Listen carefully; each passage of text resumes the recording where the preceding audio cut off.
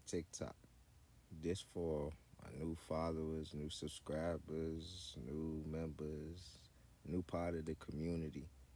I do got a lot of music out. I know y'all look on my Spotify. I know y'all look on my platforms like, where's the rest of his music? Where's the music? Where's the music? I have a lot of music out, guys.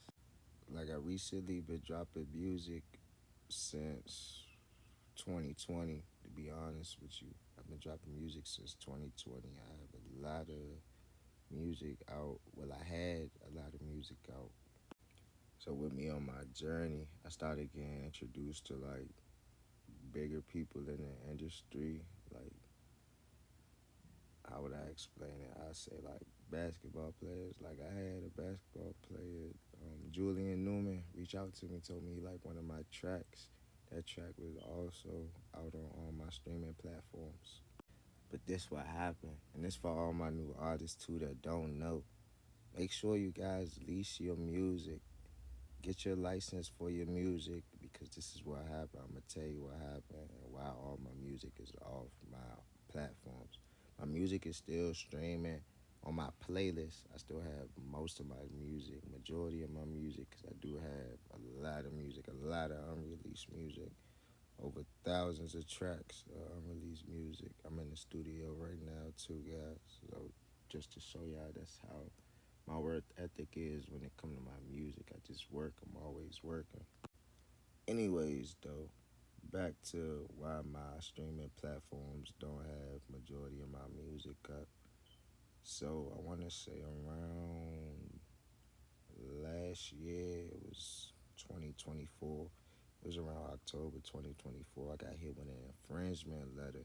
So my distributor at the time, which was DistroKid, they emailed me and told me that I had an infringement letter through the producer, which basically explained that I didn't purchase the beat. I didn't do anything for me to work with this beat. I didn't do anything saying that I spoke to the producer of this beat. This beat had an owner to it. I didn't do anything because I was young. I was ignorant to the music. I just enjoyed the microphone. I just always had something to say without getting into depth. Like, what else should I be doing besides recording and uploading? So I got hit with these infringement letters by these producers. I did work out my first contract. It wasn't my song, but it was a song I was featured on and I was credited on. So I also got hit with that infringement letter. And I had to purchase that production. I had to get that proper production, the proper licensing through that producer. He was a cool producer too. He told me my track was fire. He said he loved the track, and he kind of threw me a deal for the beat also. But yeah, I got hit with that back in November. Then earlier this year, 2025, I just started getting hit. I released my track, Thank Me When It's Over. That whole, I want to say mixtape, that whole mixtape is still streaming on my YouTube at its M.D.B. It's still streaming on my YouTube in my playlist category. It won't be in my albums because I don't own no ownership, no copyrights to any of those beats.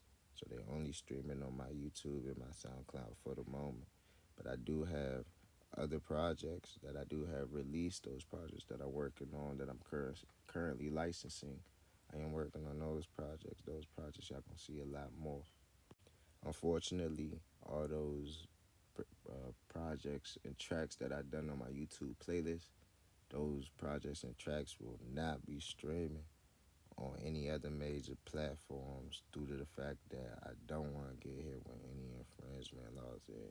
Being that I've been doing those songs since 2020 and I freestyle every song I ever done. And it was just working. It was just record next song, record next song, record next song. So with me doing that, I lost contact to most of these producers. I don't know who track is who track. I wouldn't even be able to contact them on getting the proper licenses for it. So I did take a loss.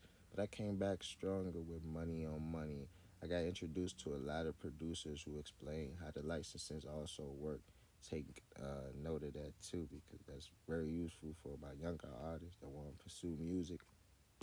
Read the description of every catalog, every production you hear, even if it's a free for profit on YouTube.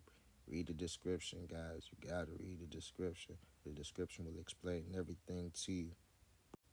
The description will go over how to purchase the track, which licenses you might want for a track. Majority of tracks have multiple licenses due to the fact that you could do multiple different things with these tracks due to which license you purchase. Some people might not have known that you could purchase a different license, and if you purchase an exclusive license, which do round about thousands of dollars, which I would not recommend you guys do until you reach that point of success where you know your song is a hit. I would not recommend you guys buy the exclusive license at the moment. If you just starting with your music, I would not recommend that. But yeah, majority of my music is streaming on my YouTube. You could see where I started from. I do not have my very first mixtape. That is another L I took. I do not have my very first mixtape because my very first mixtape was released on United Masters. I also had to take that down also, but I did not keep. I do have the tracks. I could upload it, but I do not have the cover art. So I don't know. Y'all let me know what y'all think if I should make a new cover art to my first mixtape, or if I should just free it, let it be. But yeah, TikTok, just be mindful. A little word of wisdom coming from artist to artist. Take note if you find anything useful from this little video. Y'all have a good night. M.D.B. I'm out.